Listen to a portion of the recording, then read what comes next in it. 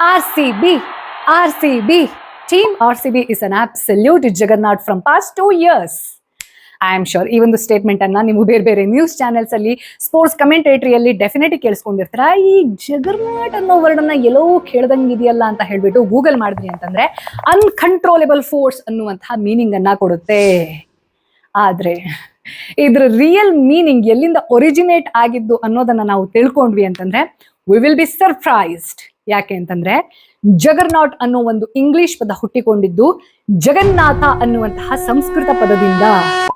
S, ಇವತ್ತಿನಿಂದ ಮುಂದಿನ 9 ದಿನಗಳ ಕಾಲ ಅತ್ಯಂತ ವಿಜೃಂಭಣೆಯಿಂದ ನಡೆಯುವಂತಹ ಪೂರಿ ಜಗನ್ನಾಥ ರಥಯಾತ್ರೆಗೆ ಸಂಬಂಧಪಟ್ಟಿದ್ದು ಇದು.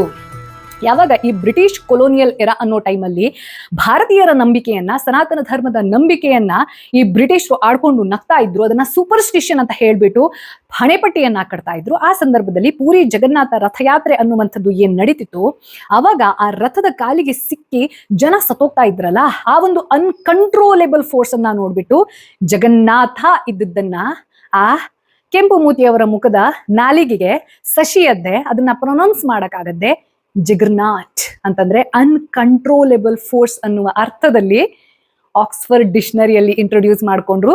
And now it is a standard word for uncontrollable force. ನಿಮ್ಗೆ ಇದರ ಅರ್ಥ ನಿಜವಾಗ್ಲೂ ಮೊದಲು ಗೊತ್ತಿತ್ತಾ ಅನ್ನೋದನ್ನ ನನಗೆ ಕಮೆಂಟ್ ಬಾಕ್ಸ್ ನಲ್ಲಿ ತಿಳಿಸಿ. ಹಾಗೆ ಈ ಪೂರಿ ಜಗನ್ನಾಥ ಅನ್ನುವಂಥದ್ದು ಹೇಗೆ ತರ್ಕಕ್ಕೆ ನಿಲುಕೋದೇ ಇಲ್ಲ ಅನ್ನೋದನ್ನ ಈ ವಾರ ನನ್ನ ಯೂಟ್ಯೂಬ್ ಚಾನೆಲ್ ಸನಾತನ ಕಥನದಲ್ಲಿ ಅಪ್ಲೋಡ್ ಆಗುವಂತಹ ಒಂದು very very very very interesting episode ಅಲ್ಲಿ ನಾನು ಎಕ್ಸ್ಪ್ಲೇನ್ ಮಾಡೋಕಿದ್ದೀನಿ. Stay tune there. Jai Jagannath.